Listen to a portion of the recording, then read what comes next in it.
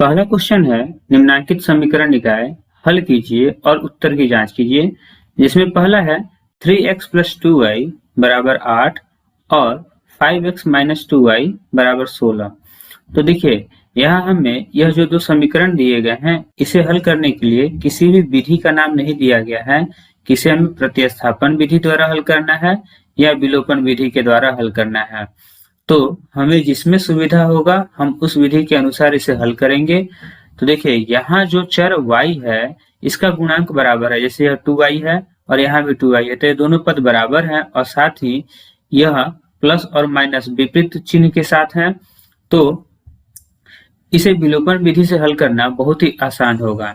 तो सबसे पहले हम यहाँ लिखेंगे समीकरण नंबर 1, यह हो गया हमारा समीकरण नंबर 1 और यह हो गया हमारा समीकरण नंबर 2। अब देखिए पद बराबर है, चिन्ह विपरीत है, तो हम इनमें जोड़ की क्रिया करते हैं। तो हम लिखेंगे समीकरण 1 और 2 को जोड़ने पर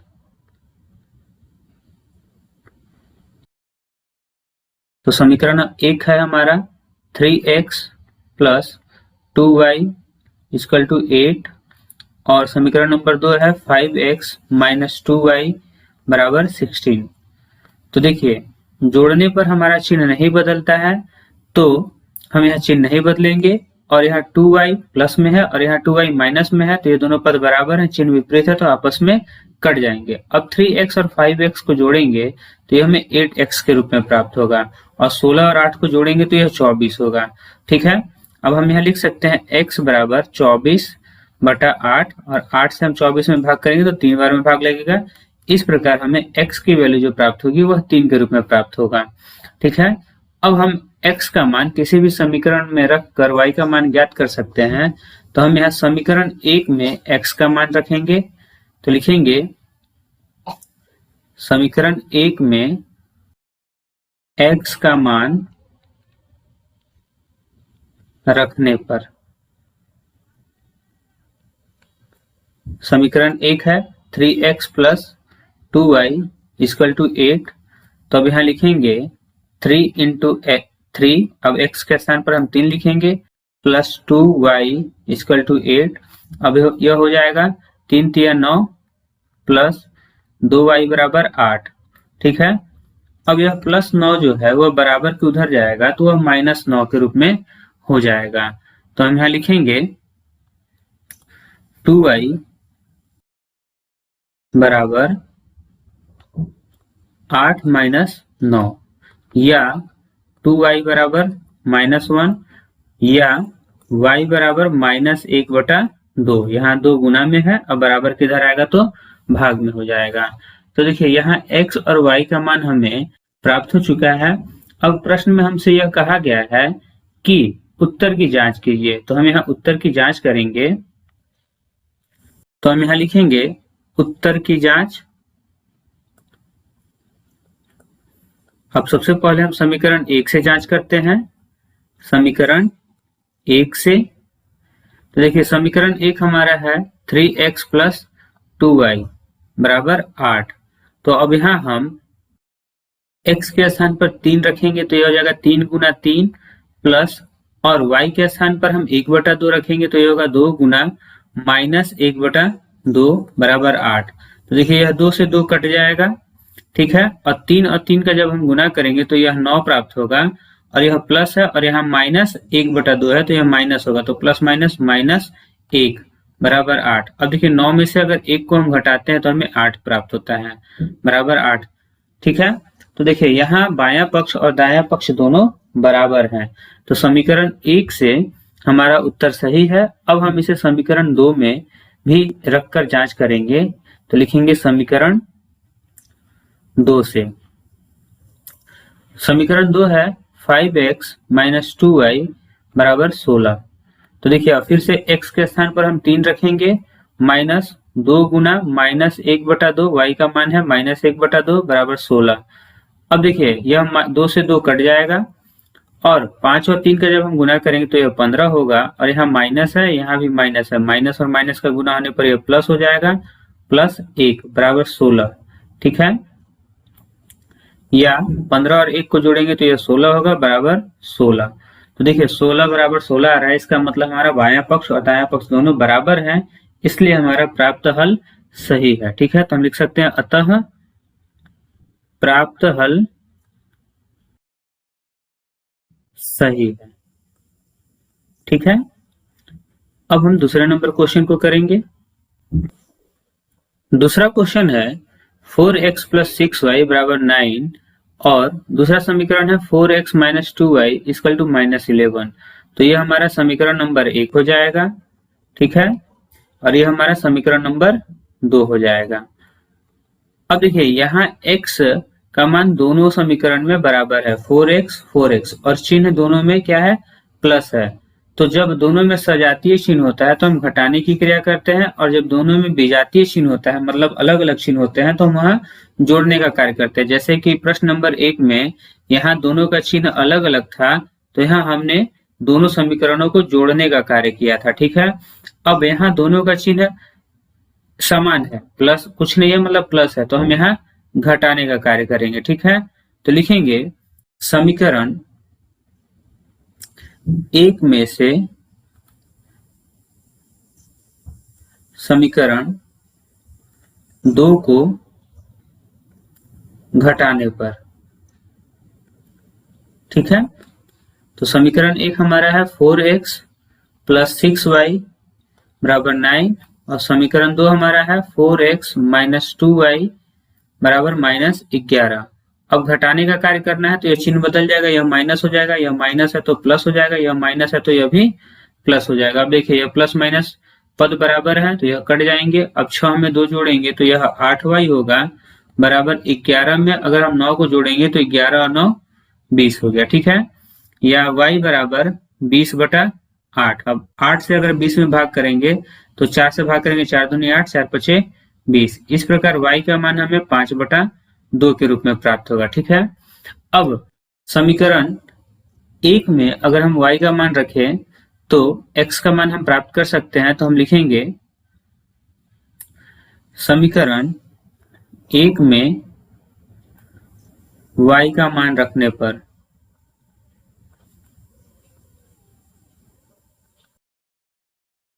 समीकरण 1 है 4x plus 6y equal to 9। तो ये हो जाएगा 4x प्लस 6 गुना 5/2। y के स्थान पर हम 5/2 लिखेंगे बराबर 9, या 4x प्लस, अब देखिए 2 से 6 में भाग करेंगे 3 बार में और 3 और 5 का गुना करेंगे तो ये 15 हो जाएगा बराबर 9, या अब देखिए 15 यहाँ प्लस में है, बराबर के उधर जाएगा तो वह माइनस हो जाएगा। तो यह हो जाएगा 4x बराबर 9 माइनस 15, या 4x बराबर, अब 15 में से 9 को घटाएंगे तो यह 6 के रूप में प्राप्त होगा -6। तो हम लिखेंगे या x बराबर -6/4। अब इसे अगर हम सरलतम रूप में बदले तो यह 2 से भाग करेंगे और यहाँ 3 से भाग करेंगे तो यह -3/2 के रूप में प्राप्त होगा। ठीक है, तो देखिए यहाँ हमें y और x दोनों का मान प्राप्त हो चुका है। अब हमें अपने उत्तर की जांच करना है। तो हम यहाँ लिखेंगे उत्तर की जांच।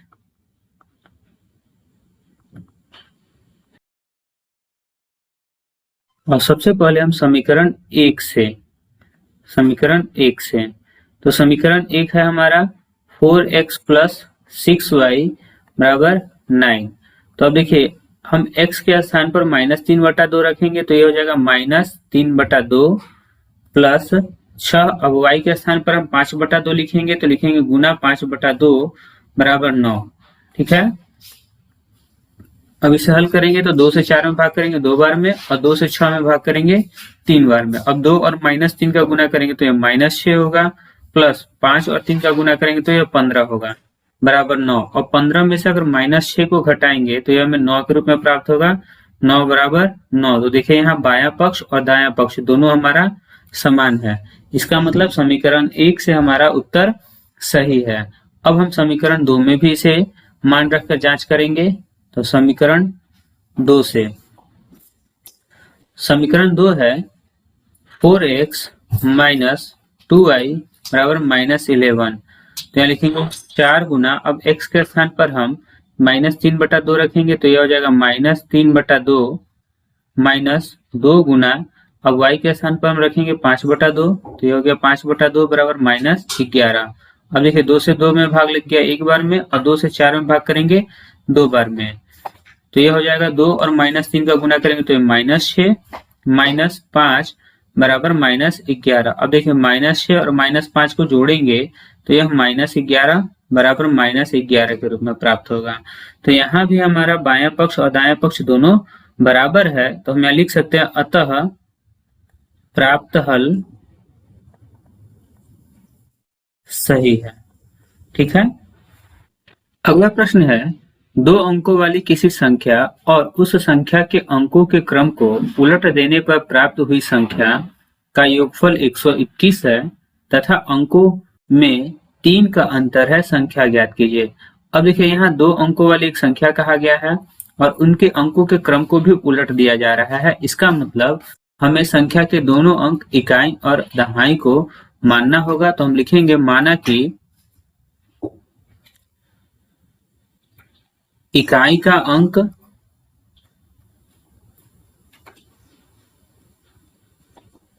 बराबर x तथा दहाई का अंक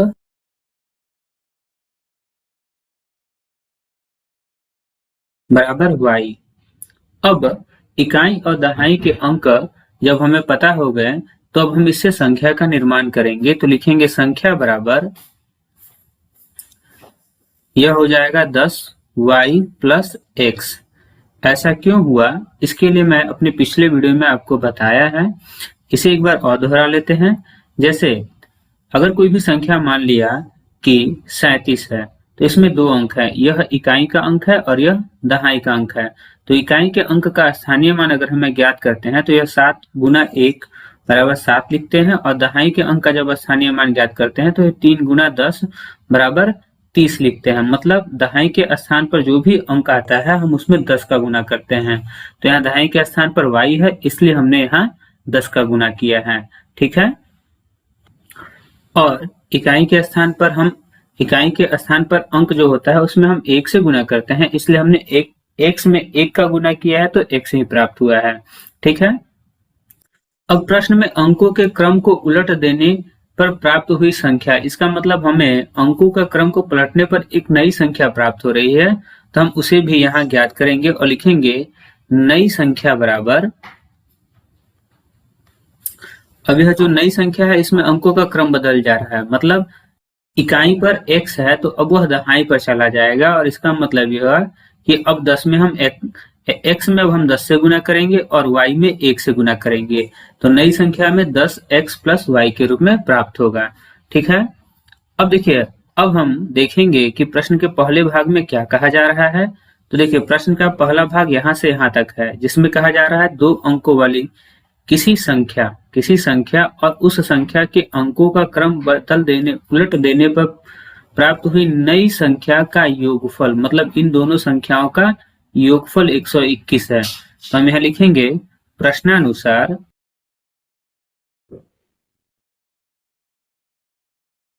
संख्या है हमारा 10y प्लस x। ठीक है, अब अंकों का क्रम अगर हम पलट लेते हैं तो यह हो जाएगा 10x प्लस y। अब इन दोनों का योगफल 121 है। ठीक है, अब इसे अगर हम हल करेंगे तो देखिए यह 10y है और यहाँ y है तो यह 11y हो जाएगा। ठीक है, प्लस अब देखिए यह x है और यह 10x है, अगर हम इसे भी जोड़ेंगे तो यह 11x होगा। इसका मतलब 11x प्लस 11y बराबर 121। अब देखिए इन दोनों में 11 है तो 11 को हम कॉमन ले सकते हैं, तो लिखेंगे 11 इंटू एक्स प्लस वाई बराबर 121। अब 11 यहाँ गुना के रूप में है तो यह अब बराबर किधर आएगा तो भाग के रूप में हो जाएगा, तो x प्लस वाई बराबर होगा 121 बटा 11 और जब 11 से 121 में भाग करेंगे तो 11 बार में भाग लगेगा। इसका मतलब यह हुआ कि x प्लस वाई बराबर 11 प्राप्त होगा। ठीक है, यह हमारा समीकरण नंबर 1 हो गया। ठीक है, तो देखिए प्रश्न के पहले भाग से हमने एक समीकरण का निर्माण कर लिया।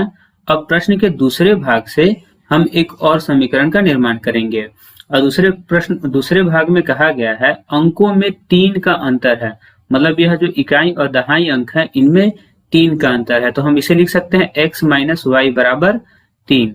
अब देखिए यहाँ यह नहीं कहा गया है कि इकाई का अंक बड़ा है या दहाई का अंक बड़ा है, तो हम इसे x माइनस वाई बराबर भी 3 लिख सकते हैं और y माइनस एक्स बराबर भी 3 लिख सकते हैं। तो यहाँ हमने x माइनस वाई बराबर 3 लिखा है और यह हमारा हो गया समीकरण नंबर 2। अब देखिए यहाँ हमें 2 समीकरण प्राप्त हो गए। इसमें y जो है इसके पद दोनों समीकरण में बराबर हैं और चिन्ह विपरीत है, तो हम यहाँ लिख सकते हैं समीकरण 1 और 2 को जोड़ने पर, ठीक है, क्योंकि यहाँ y का चिन्ह दोनों में विपरीत है और तो जब विपरीत चिन्ह होता है तो हम जोड़ने का कार्य करते हैं, ठीक है। समीकरण नंबर 1 हमारा है x प्लस वाई बराबर 11 और समीकरण 2 है x माइनस वाई बराबर 3, ठीक है। अब देखिए यहाँ पद बराबर है, चिन्ह विपरीत है, ये दोनों कट जाएंगे और x और x को जोड़ेंगे तो यह 2x बराबर 11 में 3 जोड़ेंगे तो यह 14 हो जाएगा। अब x बराबर लिखेंगे 14/2, अब 2 से 14 में भाग करेंगे 7 बार में और इस प्रकार हमें x का मान 7 के रूप में प्राप्त होगा। अब हम समीकरण नंबर 1 में x का मान रखकर y का मान ज्ञात करेंगे, तो लिखेंगे समीकरण 1 में x का मान रखने पर, ठीक है। समीकरण 1 है हमारा x प्लस वाई बराबर 11, तो यह हो जाएगा 7 प्लस वाई बराबर 11 या y बराबर 11 या 7 प्लस में बराबर किधर आएगा तो माइनस हो जाएगा, तो 11 में से 7 माइनस करेंगे तो 4 प्राप्त होगा। इस प्रकार x का मान हमें 7 और y का मान हमें 4 के रूप में प्राप्त हुआ। अब प्रश्न में हमसे पूछा गया है कि संख्या ज्ञात कीजिए, तो हम यहाँ संख्या ज्ञात करेंगे तो लिखेंगे अतः संख्या बराबर, अब देखिए यहाँ हमने इकाई के अंक को x माना था तो हम इकाई पर 7 लिखेंगे, x का मान 7 है, और दहाई को y माना था तो y का मान 4 है, तो इसे हम दहाई के स्थान पर लिखेंगे और इस प्रकार जो हमें संख्या प्राप्त होगा वह 47 के रूप में प्राप्त होगा और यही हमारा आंसर होगा। हम अपने आंसर को यहाँ जांच भी सकते हैं, जैसे प्रश्न का पहला भाग में कहा गया था कि संख्या और उसके अंकों को बदल देने पर प्राप्त हुई संख्या का योगफल 121 है, तो संख्या हमें 47 के रूप में प्राप्त हुआ है। यदि इसके अंकों का क्रम बदलेंगे तो यह 74 हो जाएगा, ठीक है। अब जब इसका योग करेंगे तो देखिए यह 121 होगा, 7 4 11 के 1 हाथ से 1, 7 4 11 1 12, ठीक है। तो यह पहले शर्त को पूरा कर रहा है और दूसरे शर्त में कहा गया है कि अंकों में 3 का अंतर है, तो देखिए अगर हम 7 में से 4 को घटाते हैं तो यह 3 के रूप में प्राप्त हो रहा है, ठीक है। तो यह दूसरे शर्त को भी पूरा करता है, इसलिए हमारा उत्तर सही है। अब हम अगले प्रश्न को करेंगे। अगला प्रश्न है 2 अंकों वाली किसी संख्या के अंकों का योगफल 9 है, दी हुई संख्या के अंकों के क्रम को उलट देने पर प्राप्त हुई संख्या मूल संख्या से 27 अधिक है, मूल संख्या ज्ञात कीजिए। देखिए यहाँ भी 2 अंकों वाली संख्या है, तो सबसे पहले हम संख्या के दोनों अंक इकाई और दहाई को मानेंगे, तो लिखेंगे माना कि इकाई अंक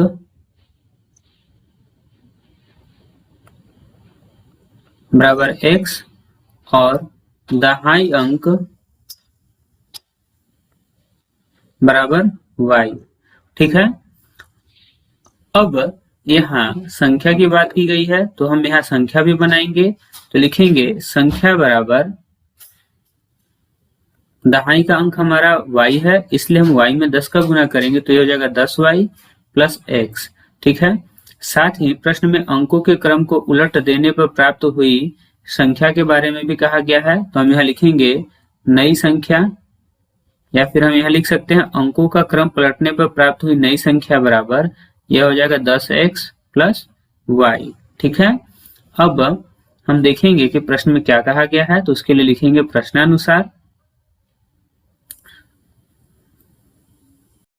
अब देखिए प्रश्न के पहले भाग में कहा गया है कि दो अंकों वाली किसी संख्या के अंकों का योगफल, मतलब यहाँ जो हमने दो अंक माने हैं x और y, उनका योगफल 9 है। ठीक है, तो हम यहाँ लिख सकते हैं x प्लस वाई बराबर 9। ठीक है, अब प्रश्न के दूसरे भाग में कहा गया है कि संख्या के अंकों के क्रम को उलट देने पर प्राप्त हुई नई संख्या, मतलब यह जो नई संख्या है जिसको अंकों का क्रम पलटने पर प्राप्त किया गया है, प्राप्त संख्या मूल संख्या से 27 अधिक है, मतलब यह बड़ा है और यह छोटा है। अंतर कितना है दोनों में? 27 का। तो हम यहाँ लिख सकते हैं 10x प्लस वाई, यह हमारा नई संख्या है और मूल संख्या से यह 27 अधिक है। इसका मतलब या तो हम मूल संख्या में 27 जोड़े या इस संख्या से 10y प्लस x अगर हम माइनस करेंगे तो इनका अंतर क्या है? 27 है। ठीक है, अब हम इसे हल करेंगे। सबसे पहले इसे हम समीकरण नंबर 1 मान लेंगे।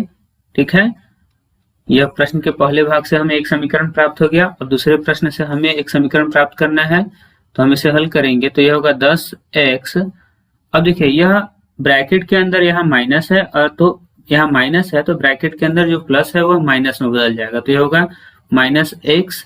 उसी प्रकार यह प्लस y और यह 10y है वह माइनस हो जाएगा, तो माइनस 10y बराबर 27। अब इसे हल करेंगे तो यह 9x माइनस 9y बराबर 27 होगा। ठीक है, अब देखिए यहाँ हम इन दोनों पदों में से 9 को कॉमन कर सकते हैं, तो हम लिखेंगे 9 इंटू एक्स माइनस वाई बराबर 27। ठीक है, अब देखिए 9 यहाँ गुना के रूप में है, बराबर के उधर जाएगा तो भाग हो जाएगा, तो ये लिखेंगे x माइनस वाई बराबर 27/9 और 9 से 27 में भाग करेंगे 3 बार में, तो इस प्रकार x माइनस वाई का मान जो हमें प्राप्त हुआ वह 3 के रूप में प्राप्त हुआ। यह हमारा समीकरण नंबर 2 होगा। ठीक है, अब देखिए यहाँ हमें दो समीकरण प्राप्त होगा, एक समीकरण नंबर 1 x प्लस वाई बराबर 9 और दूसरा x माइनस वाई बराबर 3। तो देखिए यहाँ y का मान दोनों ही समीकरण में बराबर है और चिन्ह विपरीत है, तो यहाँ लिख सकते हैं समीकरण 1 से समीकरण 2 को, अब चिन्ह विपरीत है तो जोड़ने का कार्य होगा, तो लिखेंगे जोड़ने पर। यहाँ लिख सकते थे समीकरण 1 और समीकरण 2 को जोड़ने पर, तो समीकरण 1 है x प्लस वाई बराबर 9 और समीकरण 2 है x माइनस वाई बराबर 3। अब देखिए यहाँ हमें जोड़ने का कार्य करना है तो चिन्ह बदलेगा नहीं। अब यह प्लस माइनस है, पद बराबर कट जाएगा, तो 2x बराबर 12 हो जाएगा। ठीक है, अब x बराबर 2 यहाँ गुना में है, बराबर किधर आएगा तो भाग हो जाएगा और 12 में 2 से भाग करेंगे तो 6 प्राप्त होगा। इस प्रकार x का मान हमें 6 के रूप में प्राप्त हुआ। अब हम समीकरण 1 में x का मान रखकर y का मान ज्ञात कर सकते हैं, तो हम लिखेंगे समीकरण 1 में x का मान रखने पर यह हो जाएगा 6 प्लस वाई बराबर 9, क्योंकि यह x प्लस वाई बराबर 9 था, या y बराबर 9 माइनस 6 या y बराबर 3, तो y का मान हमें 3 के रूप में प्राप्त हो गया और x का मान हमें 6 के रूप में प्राप्त हुआ है। अब प्रश्न में हमसे संख्या पूछा गया है, तो हम लिखेंगे अतः संख्या बराबर y हमारा दहाई का अंक है तो इसे दहाई पर लिखेंगे 3 और x हमारा इकाई का अंक है तो इसे इकाई के स्थान पर लिखेंगे 6। इस प्रकार जो हमें संख्या प्राप्त हुआ वह 36 के रूप में प्राप्त हुआ है। ठीक है, अब यदि हम अपने उत्तर को जांचना चाहें तो हम जांच भी सकते हैं। जैसे प्रश्न का पहला शर्त है कि दोनों संख्या के दोनों अंकों का योगफल 9 है, तो देखिए यहाँ संख्या 36 है, इसके दोनों अंकों के का योग करेंगे तो यह 9 के रूप में प्राप्त हो रहा है। ठीक है, और प्रश्न का दूसरे भाग में कहा गया था कि अंकों का क्रम बदलने पर नई संख्या, तो नई संख्या इसके क्रम को बदलेंगे तो वह 63 होगा। ठीक है, पुरानी संख्या, अब यह पुरानी संख्या है 36 से क्या है 27 अधिक है, तो देखिए अगर हम इन दोनों को घटाते हैं तो हमें अंतर भी 27 के रूप में ही प्राप्त हो रहा है, इसलिए यह दोनों शर्तों को पूरा करता है, तो हमारा समीकरण, हमारा आंसर सही है। ठीक है, अब हम अगले प्रश्न को करेंगे। 7वां क्वेश्चन है, यदि एक भिन्न के अंश में 1 जोड़ दिया जाए और हर में से 1 घटा दिया जाए तो भिन्न का मान 1 होता है। यदि केवल हर में 1 जोड़ दिया जाए तो भिन्न का मान 1/2 हो जाता है। भिन्न ज्ञात कीजिए। अब देखिए यहाँ हमें भिन्न में अंश और हर के बारे में कहा गया है, तो हम यहाँ सबसे पहले लिखेंगे, माना कि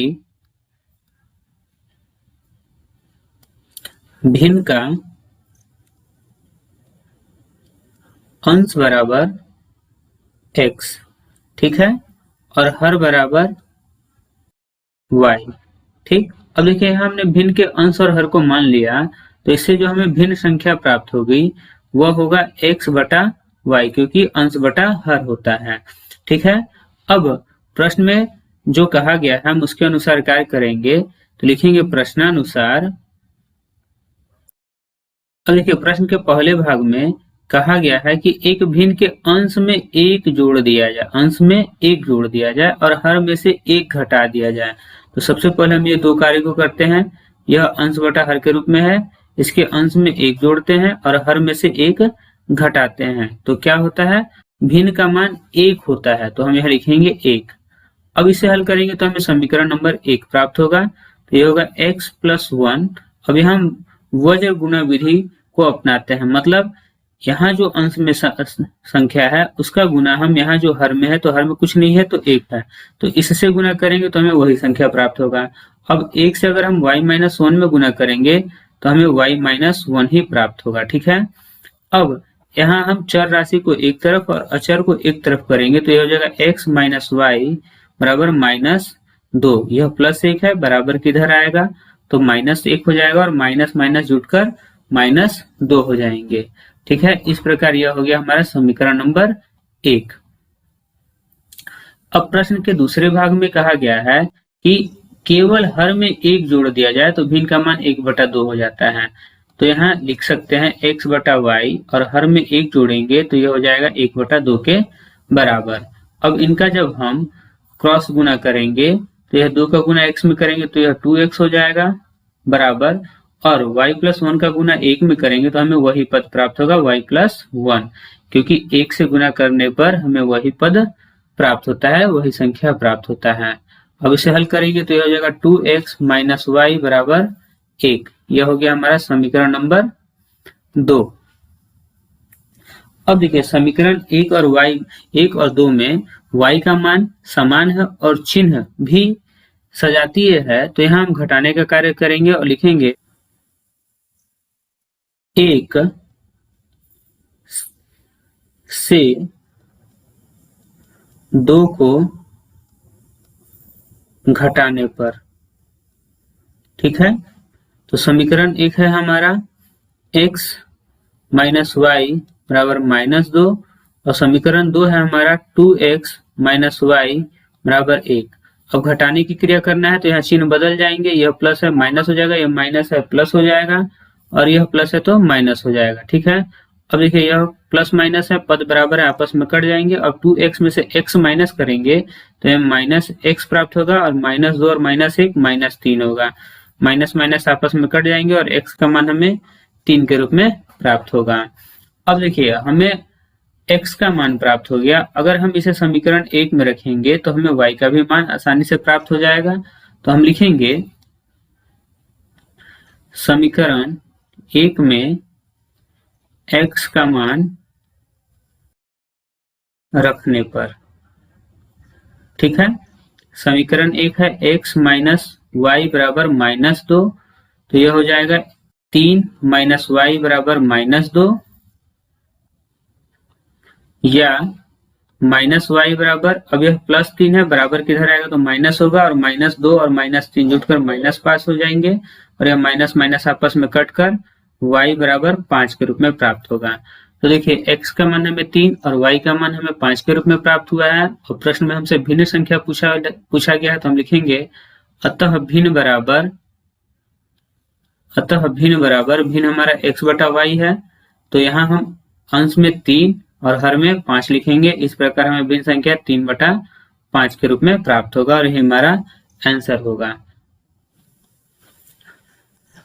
अगला प्रश्न है, 5 वर्ष पहले मेरी आयु अपने पुत्र की आयु की 3 गुनी थी, और 10 वर्ष बाद मेरी आयु अपने पुत्र की आयु की 2 गुनी हो जाएगी, बताइए आज मेरी आयु कितनी है।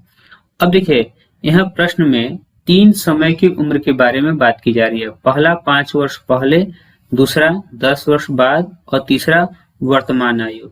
तो हमसे आज की आयु मतलब वर्तमान आयु पूछा जा रहा है, तो हम यहाँ मेरी आयु और पुत्र की आयु को अलग अलग मानेंगे। तो लिखेंगे माना कि, यहाँ हम मेरी आयु को पिता की आयु भी लिख सकते हैं, तो लिखेंगे माना कि पिता की आयु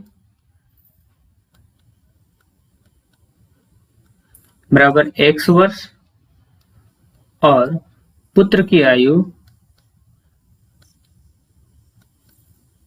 बराबर y वर्ष।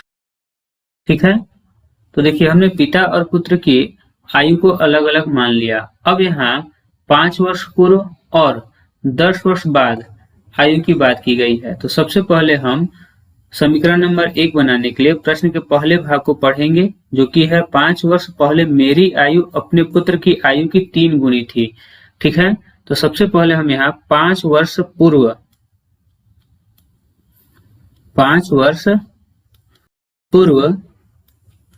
पिता की आयु,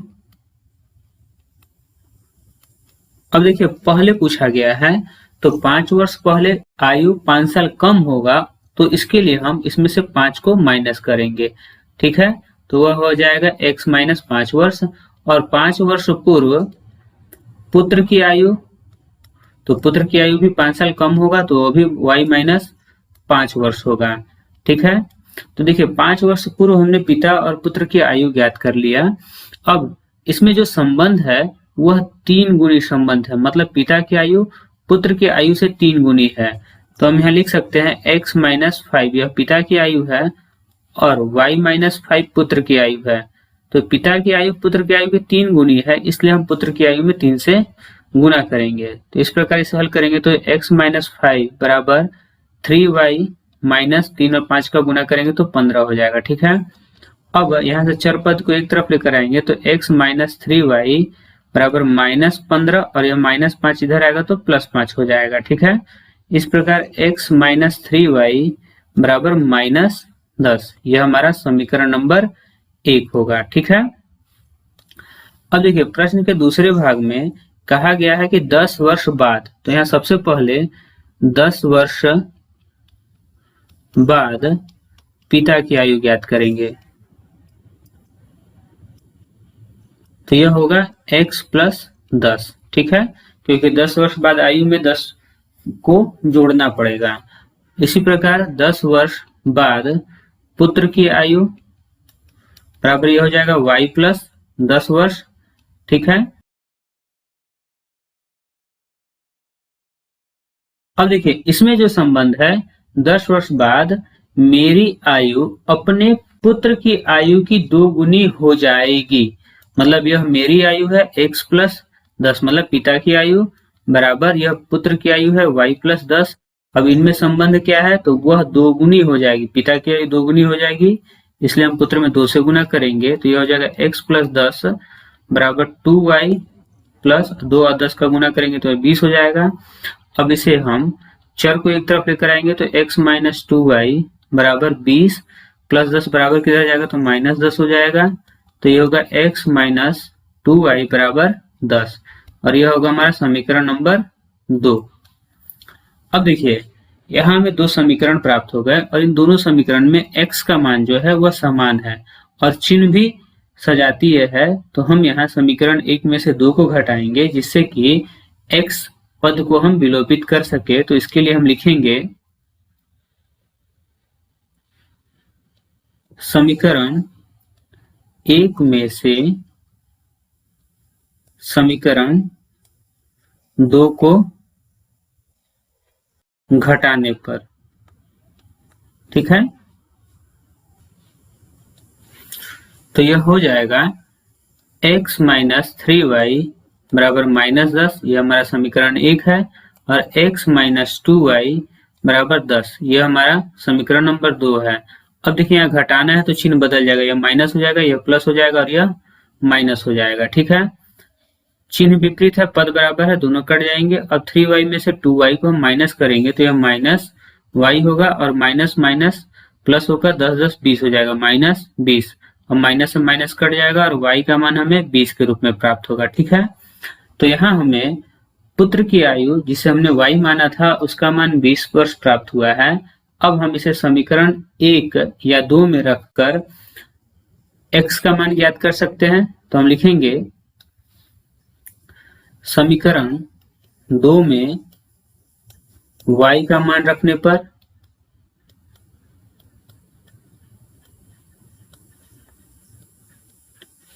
समीकरण 2 है हमारा x माइनस 2y बराबर 10। तो यहाँ y का मान हम 20 रखेंगे तो x माइनस 2 गुना 20 बराबर 10, या x माइनस 20 दूनी 40 हो जाएगा बराबर 10। अब माइनस 10 बराबर के उधर जाएगा तो प्लस हो जाएगा, तो x बराबर 10 प्लस 40 या x बराबर 50। तो देखिए यहाँ हमें x जो कि पिता की आयु थी वो भी प्राप्त हो गया। तो हम यहाँ लिख सकते हैं अतः पिता की वर्तमान आयु बराबर 50 वर्ष और पुत्र की वर्तमान आयु बराबर 20 वर्ष, ठीक है। इसी में हम बस इतने ही क्वेश्चन को करेंगे। इस अभ्यास के शेष प्रश्नों को हम अगले वीडियो में करेंगे। तब तक के लिए धन्यवाद। और यदि आपको हमारा वीडियो अच्छा लगता हो तो प्लीज लाइक करें और कमेंट कर बताएं